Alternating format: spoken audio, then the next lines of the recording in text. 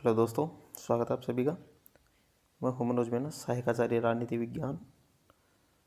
जो बात करने वाले हैं वो है स्कूल व्याख्याता जो भर्ती है उसका जो पेपर फर्स्ट आता है उसके बारे में, जिसका आयोजन राजस्थान लोक सेवा आयोग अजमेर के द्वारा किया जाता है। और इसकी जो संपूर्ण जो पाठ्यक्रम है उसके बारे में देखेंगे। बेसिकली जो सेगमेंट आते हैं और साथ ही में जो हमारा जो ज़्यादा फोकस रहेगा वो रहेगा राजनीति विज्ञान के जो 5 क्वेश्चन आते हैं, क्योंकि जो राजनीति विज्ञान के जो 5 क्वेश्चन आते हैं वो आपके सिलेक्शन में एक बड़ी भूमिका निभाते हैं। क्योंकि 5 क्वेश्चन है लेकिन टोटल नंबर देखें तो अगर 10 नंबर ये क्वेश्चन आते हैं।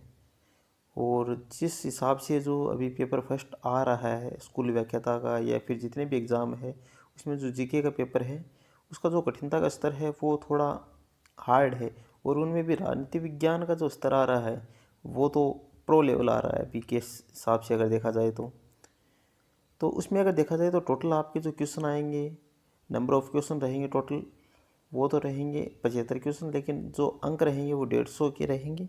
और टोटल क्वेश्चन आएंगे 75। इसमें प्रत्येक अंक जो क्वेश्चन रहेगा वो 2 अंक का रहेगा। टाइम आपको टोटल अगर दिया जाएगा 90 मिनट का टाइम दिया जाएगा। और जो प्रत्येक क्वेश्चन की अगर गलत क्वेश्चन हो तो 1/3 के हिसाब से माइनस मार्किंग रहेगी आपके लिए। तो उसके लिए कुछ सुझाव है कि आप पे जो चयन है आपका उसके लिए क्या रणनीति रह सकती है आपकी। तो इसमें अगर देखा जाए तो आपके लिए कुछ मेरे हिसाब से कुछ चीज़ें आपको इस सुझाव के लिए है कि आप अगर इन चीज़ों को अगर सही तरीके से अगर फॉलो करोगे तो शायद आप भी सफलता के उस लाइन को क्रॉस कर पाओगे। क्योंकि शायद बहुत से बच्चे हैं वो पेपर फर्स्ट की वजह से रह जाते हैं। क्योंकि मैं खुद पिछले 2 साल के आसपास से फर्स्ट ग्रेड रहा हूँ और मैंने पहले ही प्रयास में स्कूल व्याख्याता की जो एग्ज़ाम है राजनीति विज्ञान से क्वालिफाई की थी। 2 साल में फर्स्ट ग्रेड रहा, लेकिन अभी वर्तमान में राजनीति विज्ञान की जो एक विषय है उससे सहायक आचार्य के पद पे कार्यरत हूँ अभी। तो उसके लिए कुछ मैंने अपने हिसाब से कुछ चीज़ें आपके लिए सुझाव के रूप में आपके सामने रखी है। आप इनको फॉलो कर सकते हो अगर अच्छी लगे तो आपको। क्योंकि एक तो सबसे पहले है कि एग्ज़ाम टाइम में हमें सबसे ज़्यादा ये रहना चाहिए कि हमारे पास पॉजिटिविटी होनी चाहिए। क्योंकि हम तैयारी करते हैं तो एक मेंटल प्रेशर रहता है हमारे पे, चाहे वो सोसाइटी का हो या फिर परिवार का हो। तो दोनों के बीच में देखो पॉजिटिव रखना रहता है। तो हमारे आसपास में नेगेटिव जो लोग हैं चाहे या फिर जो जो भी लोग अगर आपके पास में नकारात्मक बात करते हैं तो उनके अलावा उनको अभी आपको एकदम साइडलाइन करना है, उनको एकदम दूर रहना है उनसे। वो खुद को आत्मविश्वास से लबरेज रखो। क्योंकि आपकी तैयारी की अगर सबसे अगर देखा जाए तो मानसिक शक्ति के असली जो हथियार है वो आपकी सकारात्मकता ही है। और खुद भी अपने आप को सेल्फ कॉन्फिडेंट रहो आप। खुद को एक आपकी जो तैयारी है वो बेहतर तभी हो पाएगी जब आप आत्मविश्वास और सकारात्मकता के साथ तैयारी करोगे। उसके अलावा अगर दूसरा देखा जाए तो विषय के जो सब्जेक्ट के पेपर होते हैं उसके साथ साथ में आपको कम से कम एक आपको डिवाइड कर लेना है समय को। जितने भी देर आप तैयारी करते हो उनमें आपको लगभग 60% जो समय है वो आपको सब्जेक्ट को देना अपने, लेकिन साथ साथ में 40% जो समय है टोटल आपका वो आपको पेपर फर्स्ट को देना है। क्योंकि पेपर फर्स्ट है वो एक आपके सिलेक्शन में बड़ी भूमिका निभाता है। वो आपका सिलेक्शन करवा, अभी तो पहले तो ये कहा जाता है कि फर्स्ट पेपर होता है वो आपका सिलेक्शन करवा नहीं सकता लेकिन सिलेक्शन को रोक सकता है। लेकिन अभी तो ये सिचुएशन हो रखी है कि जो आपका सिलेक्शन करवा भी सकता है। क्योंकि अभी बहुत से बच्चे हैं जो सब्जेक्ट में बहुत अच्छा करते हैं लेकिन पेपर फर्स्ट की वजह से 1 क्वेश्चन 2 क्वेश्चन की वजह से रह जाते हैं। तो आपको दोनों को अच्छा टाइम देना है, दोनों पेपर को साथ मैनेज करके चलना है। और आप कम से कम फर्स्ट पेपर को हल्के में नहीं लेना है। बस ये है कि आपको अच्छे से तैयारी करनी है, बढ़िया तैयारी करनी है इसकी। क्योंकि इसकी अगर मेहनत करोगे तो आप बहुत अच्छा कर पाओगे। उसके अलावा अगर कोई जो ध्यान योग्य रखने बातें हैं वो है पेपर फर्स्ट का कोई भी भाग है वो स्किप नहीं करें। क्योंकि बहुत से बच्चे होते हैं उनका जो स्ट्रॉन्ग पॉइंट होता है चाहे जीके का हो, वो लोग जैसे साइंस को इग्नोर कर देते हैं या फिर इंग्लिश को इग्नोर कर देते हैं। जो मैथ हो रीजनिंग वाला जो पोर्शन आता है, स्टैटिक्स का पोर्शन आता है उसको स्किप कर देते हैं। लेकिन अभी जो पेपर का जो लेवल आ रहा है, क्वेश्चन का जो वेरिएशन आ रहा है, जो हार्डनेस आ रहा है पेपर का, वो अगर देखा जाए तो आप किसी भी पेपर को छोड़ने की रिस्क नहीं ले सकते। आपको ये लगे कि मेरा करंट अफेयर्स स्ट्रॉन्ग है, या फिर मेरा कोई अगर कहे मेरा जीके स्ट्रॉन्ग है, लेकिन कभी अगर मान लो ये पोर्शन अगर बहुत ज़्यादा हार्ड आ गए तो आप उसके बाद में उसकी भरपाई कहाँ कर पाओगे। तो ये है कि आप किसी भी पोर्शन को छोड़ने का रिस्क नहीं ले, हर पोर्शन को अच्छे से तैयार करके जाएं, चाहे कम पढ़ें लेकिन पढ़ के ज़रूर जाना है उसको, बार बार रिवीजन करें, जो पढ़ें उसे दोहराएं, यही सफलता की कुंजी है। क्योंकि जो अगर पढ़ रहे हो, कम पढ़ो लेकिन अच्छा पढ़ो, बेहतर पढ़ो और बार बार पढ़ो। क्योंकि अच्छे से अगर तैयारी करोगे तो रिवीजन मोस्ट इम्पॉर्टेंट हो जाता है जितना आप, क्योंकि एग्ज़ाम टाइम में वही रहती है कि आप कहते हो कि दो ऑप्शन रहते हैं, आप दो ऑप्शनों को क्रॉस कर देते हो, लेकिन उसके बाद में दो ऑप्शन रहते हैं कि दोनों में से कौन सी सही होंगी। लेकिन ये आप तभी आपका जो एक तरह से कंफ्यूज नहीं रहोगे, आप क्लियर रह पाओगे कि जब आप बार बार रिवीजन करोगे तो आपकी जो सिली मिस्टेक्स है वो भी नहीं होगी, और आपकी दो ऑप्शनों में जो डाउट रहता है वो आप रिवीजन नहीं करते उसकी वजह से रहता है। तो आप बार बार रिवीजन करो चीज़ों का, मैटर अपने पास में कम रखो लेकिन रखो वो सॉलिड रखो, और उसका रिवीजन बार बार करते रहो आप। उसके अलावा अगर और देखे जाए तो खुद की शॉर्ट नोट्स तैयार ज़रूर करने हैं आपको, कि आप जो भी चीज़ें जहाँ से भी पढ़ रहे हो, अभी समय है अभी आपके पास में, तो आप क्या करो कि अपने खुद के शॉर्ट नोट्स बनाओ आप, क्योंकि खुद के शॉर्ट नोट्स होते हैं वो एग्ज़ाम टाइम में उनका रिवीजन बहुत अच्छे से हो पाता है। तो खुद के नोट्स तैयार करो चीज़ें, क्योंकि आसान रहेगी जब लास्ट टाइम पे आपको रिवीजन करना है एग्ज़ाम से। अगर 2 दिन पहले भी ये सोचो कि मुझे रिवीजन करना है, तो आप शॉर्ट नोट्स के माध्यम से उनको रिवीजन कर सकते हो। तो परीक्षा से पहले ये बहुत ही ज़्यादा कारगर होते हैं, एक तरह से देखा जाए बहुत ज़्यादा उपयोगी रहेंगे आपके लिए। ये मेरा पर्सनल एक्सपीरियंस है कि आप इतने शॉर्ट नोट्स बनाओ कि सब्जेक्ट जो आपके जो अलग अलग विषय हैं वो 3 से 4 पेज में छोटे छोटे जो एक तरह से देखा जाए विषय आपके कंप्लीट हो जाए। तो वो आपको लास्ट टाइम पे उनको बार बार में आप रिवाइज कर सकते हो। उस टाइम पे जो भी मोस्ट चीज़ें हैं वो लिखो, क्योंकि जो चीज़ें आपको याद है वो याद है, लेकिन जो चीज़ें याद नहीं रहती, आप जब भी कोई टेस्ट देते हो या पीछे के क्वेश्चन देखते हो, जब आपको जो चीज़ याद नहीं है वो आप शॉर्ट नोट्स के रूप में अपने पास रख लो बना के, और जब भी एग्ज़ाम टाइम से पहले आप उनको रिविज़न करते रहना बीच बीच में। अब ये है कि बहुत से बच्चे होते हैं वो लाइब्रेरी में पढ़ते हैं, क्योंकि या तो आप लाइब्रेरी में पढ़ोगे या फिर घर में पढ़ोगे। तो इसमें ये रहेगा कि जैसे आप मान लो कि लाइब्रेरी में पढ़ते हो तो आप लाइब्रेरी में पढ़ो, क्योंकि पढ़ना है। इम्पोर्टेंट ये नहीं है कि आप कहाँ पढ़ रहे हो, लेकिन सबसे इम्पोर्टेंट बात है कि आप जो पढ़ रहे हो, जहाँ पढ़ रहे हो, वहाँ का जो इन्वायरमेंट है वो कैसा है। क्योंकि आपका जो पढ़ाई पे है एक तरह से देखा जाए तो इफ़ेक्ट जो देखा जाए तो इन्वायरमेंट का बहुत ज़्यादा रहता है। कि लाइब्रेरी में पढ़ रहे हो तो सबसे इम्पोर्टेंट बात यह है कि आप अपने जितने दोस्त कम रखोगे, मतलब ऐसी लाइब्रेरी ज्वाइन करो आप जहाँ पे आपको कोई नहीं जानता हो, सिंगल बंदा भी आपको नहीं जाने। क्योंकि जिस लाइब्रेरी में जितने ज़्यादा जानकार दोस्त या फिर जितने भी आपके परिचित होंगे तो आपकी जो पढ़ाई के प्रति जो लगाव फोकस है वो कम रहेगा। क्योंकि आपको बार बार में कोई भी आके ये कह देगा कि चलो चाय पीने चलते हैं या कहीं घूमने चलते हैं, तो इससे आप फोकस नहीं कर पाओगे चीज़ों पे। अगर घर पे पढ़ रहे हो तो घर पे पढ़ो, अगर इन्वायरमेंट अच्छा है, घर पे कोई डिस्टर्बेंस नहीं है, तो आप आराम से घर पे पढ़ सकते हो। शायद लाइब्रेरी से बहुत अच्छा आपको माहौल मिलेगा घर का, तो आप वहाँ भी पढ़ सकते हो। जहाँ भी पढ़े अनुशासन और नियमितता सबसे ज़रूरी है, क्योंकि सबसे अगर देखा जाए तो कंसिस्टेंसी इम्पोर्टेंट रहती है तैयारी में, कि आप एक वेल डिसिप्लिन रहो और आपकी तैयारी में नियमितता रहे, कि आप रेगुलरिटीज रहे आपकी तैयारी में। क्योंकि आप पे अगर एक चीज़ को अगर एक दिन भी अगर मिस कर दोगे तो दूसरे दिन में आपका जो पढ़ाई में थोड़ी सी एक तरह से डिस्टर्बेंस आ जाता है। तो ये मेरा यही अनुरोध है आपसे कि आप अच्छे से जहाँ भी पढ़ना है वहाँ पढ़ो, लेकिन अनुशासन और नियमितता के साथ पढ़ो कम से कम।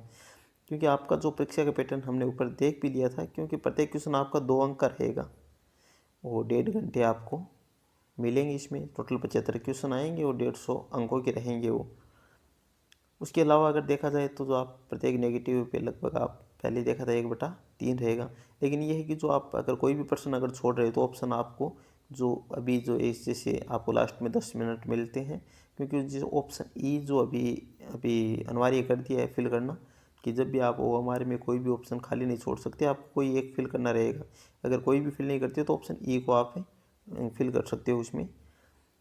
उसके अलावा अगर देखा जाए तो जो, क्योंकि फर्स्ट ग्रेड में अलग अलग सब्जेक्ट आते हैं, तो इसमें जैसे ये अनुमान है, ये अनुमानित प्रश्न वितरण है इसमें। जैसे मैंने मेरे हिसाब से जैसे इसमें चीज़ें डिवाइड की है कि जैसे कौन से सेगमेंट से कितने क्वेश्चन आ सकते हैं। उनमें से अगर देखा जाए तो मेरे हिसाब से जो क्वेश्चन का रहेगा, जो हिस्ट्री के जो क्वेश्चन रहेंगे आपके, वो लगभग 13 से 14 क्वेश्चन रहेंगे। कम से संभावना है कि एक दो क्वेश्चन ऊपर नीचे भी हो सकता है, लेकिन लगभग संभावना यही है कि 13-14 के आसपास क्वेश्चन आपके हिस्ट्री के रहेंगे उसमें। उसके अलावा अगर देखा जाए तो करंट अफेयर्स का रहेगा, 10 से 12 क्वेश्चन मान सकते हैं, एक दो क्वेश्चन ऊपर नीचे भी हो सकते हैं इसमें। फिर उसके बाद में जैसे एजुकेशन जो साइकोलॉजी है जो अभी ऐड हुई है, उसके लगभग मान लो कि 7 क्वेश्चन मान के चल सकते हैं उसके। जैसे टोटल अगर मान लो कि साइकोलॉजी के आपके 7 क्वेश्चन आते हैं। उसके अलावा अगर देखा जाए तो जो स्कूल मैनेजमेंट वाला जो पोर्शन है, जो स्कूल विद्यालय प्रबंधन स्कूल मैनेजमेंट है, उसके आपके टोटल क्वेश्चन रहेंगे 7 क्वेश्चन के आसपास। उसके मान सकते दोनों को मिला के लगभग 15 के आसपास, 12-15 के आसपास है, ये दोनों पोर्शन कवर कर लेते हैं। उसके अलावा अगर देखा जाए तो जो मैथ और रीजनिंग है, स्टैटिक्स है, उनके 7 से 8 क्वेश्चन या फिर 10 क्वेश्चन 11 क्वेश्चन तक भी आ सकते हैं इसके, लेकिन एक दो क्वेश्चन यहाँ 7-8 के आसपास इनकी संभावना रहती है। फिर उसके अलावा अगर देखा जाए राजस्थान का जो भूगोल है, उसकी यही 6-7 क्वेश्चन रहेंगे। कोई एक दो पोर्शन में कोई एक दो क्वेश्चन कम रहेगा, तो इसकी कोई किसी दूसरे सब्जेक्ट में एक दो क्वेश्चन ज़्यादा भी आ सकते हैं इसमें, ये कोई बड़ी बात नहीं है, लेकिन जो एक अनुमानित है। उसके अलावा अगर देखा जाए तो राजस्थान में जो राजनीति विज्ञान है अपना, उसके जो क्वेश्चन रहेंगे वो 5 क्वेश्चन रहेंगे। उसके अलावा अगर सामान्य विज्ञान की देखा जाए तो 5 क्वेश्चन रहेंगे। इसके अलावा जो हिंदी है उसके भी आपके 5 क्वेश्चन देखने को मिलेंगे, अंग्रेजी के 5 क्वेश्चन देखने को मिलेंगे। ये लगभग आपके फिक्स रहेंगे, 5 क्वेश्चन जो लिख रखे हैं वो लगभग है यही है कि वो फिक्स रहने की संभावना रहेगी आपके। तो ये टोटल इस प्रकार के क्वेश्चन आते हैं आपके टोटल लगभग इस तरीके से। अगर देखा जाए तो उसमें जो टोटल नंबर जो 75 क्वेश्चन आएंगे, उनमें से जो हमारे हिसाब से अगर मिनिमम आप अगर काउंट करोगे तो लगभग आपके 65 क्वेश्चन बैठेंगे मेरे हिसाब से। जो 10 क्वेश्चन आपके जो बच गए बोनस के हिसाब से, वो आपके ये है कि जो कोई पोर्शन में एक दो क्वेश्चन ज़्यादा आ जाएंगे जो बताया है उसमें से, तो ये 10 क्वेश्चन है, ये कोई भी सब्जेक्ट में एक या दो क्वेश्चन के हिसाब से डिवाइड हो सकते हैं, वो कोई भी सब्जेक्ट में जुड़ सकते हैं आपके। उसके अलावा अगर देखा जाए तो पाठ्यक्रम में जो आपका जो पाठ्यक्रम है, उसमें जो राजस्थान का इतिहास और भारत का जो इतिहास है वो रहेगा 13-14 प्रश्नों। उनमें से आपके जो ये कुछ टॉपिक दे रखे हैं वो अपने हिसाब से आप देख सकते हो, ये सारी चीज़ें रहेगी। जैसे इसमें हिस्ट्री कल्चर, ये सारी चीज़ मिक्स रहेगी इसमें आपके। मानसिक योग्यता तकनीक ये हो गया आपका। सामान्य विज्ञान के 5, राजस्थान भूगोल की 6 से 7 क्वेश्चन है। शैक्षिक मनोविज्ञान प्रबंधन के हैं, लगभग दोनों के मिला के इनके 14 क्वेश्चन के आसपास हो जाएंगे, 14 या 15 क्वेश्चन के आसपास हो जाते हैं। और भाषा योग्यता जिसमें अंग्रेजी और हिंदी है, 5-5 क्वेश्चन इनके हो जाएंगे। उसके अलावा जो हमारा जो एक मेन फोकस रहेगा वो राजनीति विज्ञान पे रहेगा।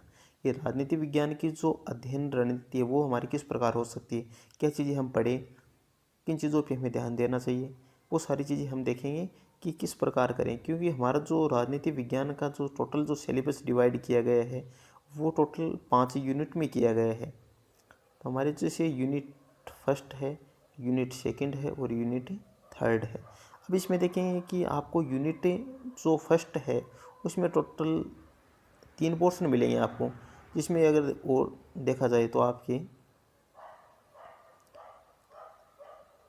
इसमें आपके 3 पोर्शन मिलेंगे।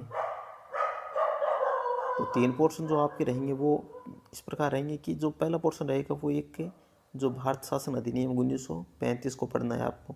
उसके अलावा संविधान सभा को पढ़ना है, कॉन्स्टिट्यूशन असेंबली को पढ़ना है, और एक संविधान की प्रमुख विशेषताएं जो साइलेंट फीचर्स है इंडियन कॉन्स्टिट्यूशन के, वो आपको पढ़ना है। इस तरीके से अगर देखा जाए इसमें तो आपके टोटल 3 चैप्टर रहेंगे जो आपको यूनिट फर्स्ट में पढ़ने हैं आपके। तो इसमें अगर देखा जाए तो जो आप क्या पढ़ सकते हैं, कहाँ से पढ़ सकते हैं, तो ये जो 1935 का जो अधिनियम है वो आप भारतीय राजनीति व्यवस्था एक बुक आती है जिसके राइटर है डॉक्टर श्याम मोहन अग्रवाल। इन्हीं की किताब में बहुत ही शानदार तरीके से दे रखा है। शायद आप अगर पढ़ोगे तो शायद आपकी क्वेश्चन होने की संभावना, गलत होने की संभावना तो न के बराबर रहेगी, तो आप इससे अच्छे से कवर कर सकते हो।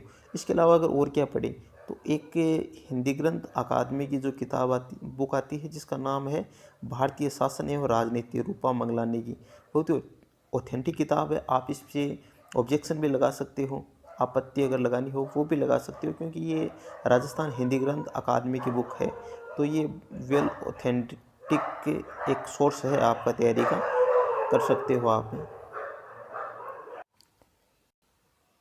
उसके अलावा अगर और देखा जाए तो यूनिट जो सेकंड है, यूनिट सेकंड में आप अगर जो आपको इसमें भी अगर वही 3 चीज़ें इसमें दे रखी है, जैसे एक तो दे रखा है आपके राष्ट्रपति दे रखा है, राष्ट्रपति के और अलावा उपराष्ट्रपति है, उपराष्ट्रपति के अलावा प्रधानमंत्री और उसके मंत्रिपरिषद है। तो ये चीज़ें आप ये रहेगा कि कहाँ से पढ़ें।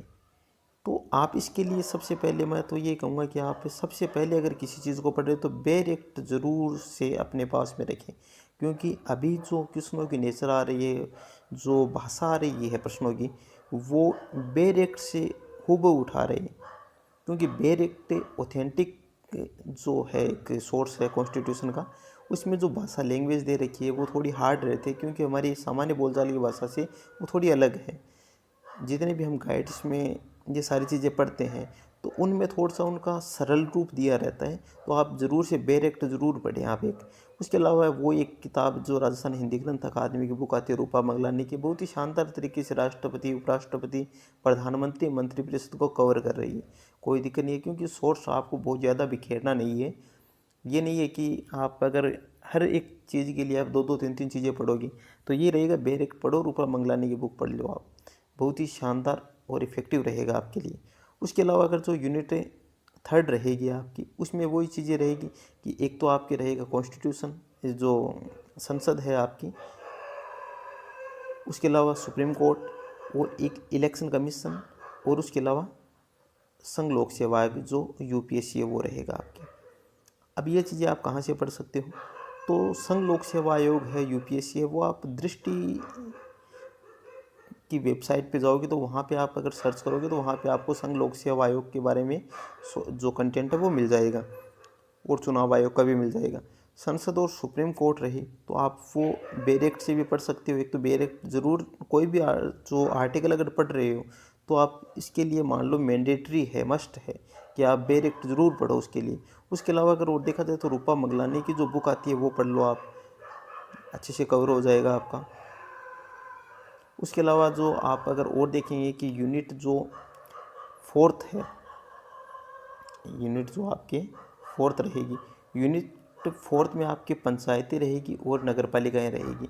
इसके लिए आप बेनीवाल सर के नोट्स दे रखे हैं, तो आप बहुत ही शानदार तरीके से ये एक चैप्टर है, आप कहीं से भी व्यवस्था कर सकते हो अपने पास में। तो बेनीवाल सर के नोट्स है वो सफिशिएंट है। अगर सारी चीज़ें भी कवर हो रही है सर के नोट्सों से, तो आप सारी चीज़ें एक बार नोट्सों से कवर कर सकते हो, साथ में एक आप कोई भी बुक से भी ज़रूर पढ़ सकते हो उनका।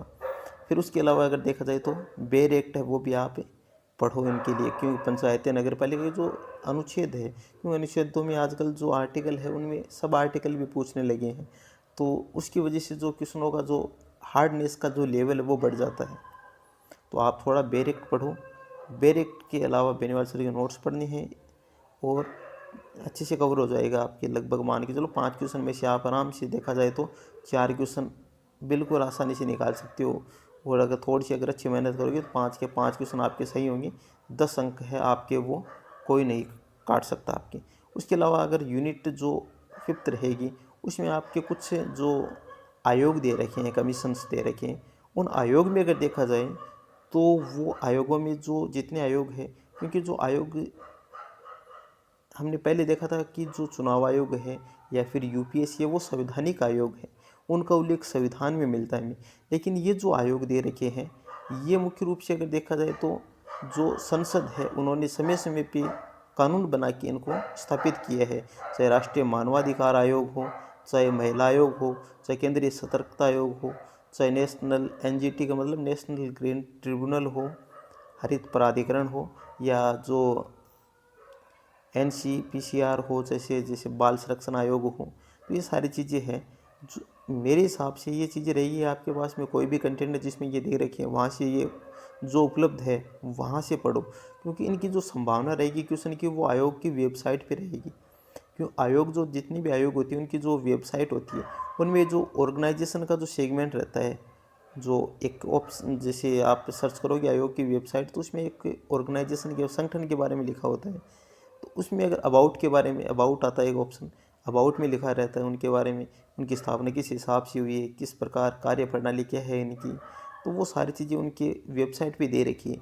तो मेरा सुझाव रहेगा कि आप उनकी वेबसाइट को विजिट ज़रूर करो। इसके लिए ऑफिशियल जो वेबसाइट है इनकी, उनकी वेबसाइट पे जाके इनको देखो, अच्छे से चीज़ें कवर हो जाएगी आपके। तो मेरे हिसाब से अगर आप इन चीज़ों को अगर फॉलो करते हो तो आपके जो 10 अंक है वो कोई भी नहीं काट सकता। और आराम से आप अगर देखा जाए तो बढ़िया तरीके से फर्स्ट पेपर में, जो क्योंकि 40% वाला है, तो आप आराम से 30 क्वेश्चन का जो क्राइटेरिया वो पार कर सकते हो।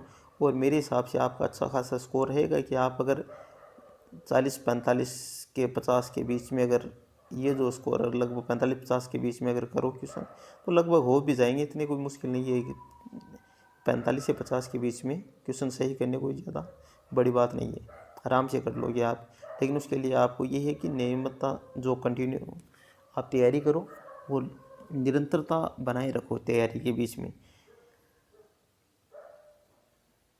आपकी सफलता की यही है कि आप सफल हो, ये हमारी शुभकामनाएं हैं आपके साथ में। उसके लिए आपको क्या करना पड़ेगा, तो आपको मेहनत करनी पड़ेगी। मेहनत के अलावा अगर और देखा जाए तो आपको अनुशासन रखना पड़ेगा, सकारात्मकता लेके आनी पड़ेगी अपनी, क्योंकि इनसे हर लक्ष्य है वो संभव है। कोई भी लक्ष्य है उनके लिए 3 सूत्र यही है कि मेहनत, अनुशासन और सकारात्मकता। इन तीनों अगर क्वेश्चनों के हिसाब से अगर आप इन तीनों का अगर जवाब ढूंढो और इनका मनोयोग से इनका पालन करोगे तो यही है कि सफलता आपके पास में है और जल्दी आप सक्सेस हो, ऐसी कामना करते हैं। और इसमें निरंतर आपके जो राजनीति विज्ञान के जितने भी जो टॉपिक दे रखे हैं वो मैं प्रयास कर रहा हूँ कि मैं भी उनको तैयार करूँ और कोई वीडियो के माध्यम से आप तक पहुँचाने का मेरा कोशिश रहेगी पूरी मेरी, कि आपको वो उपलब्ध करवाया जाए कंटेंट वीडियो के माध्यम से। और साथ में उनकी जो नोट्स PDF है वो भी कहीं ना कहीं आपको प्रोवाइड करवाएंगे। तो जो ऑथेंटिक बुक है उनसे हम भी लगातार तैयार कर रहे हैं वो सारी चीज़ें तो आप तक पहुंचाएंगे। तो आज के लिए बस इतना ही, अच्छे से तैयारी करो, खुश रहो।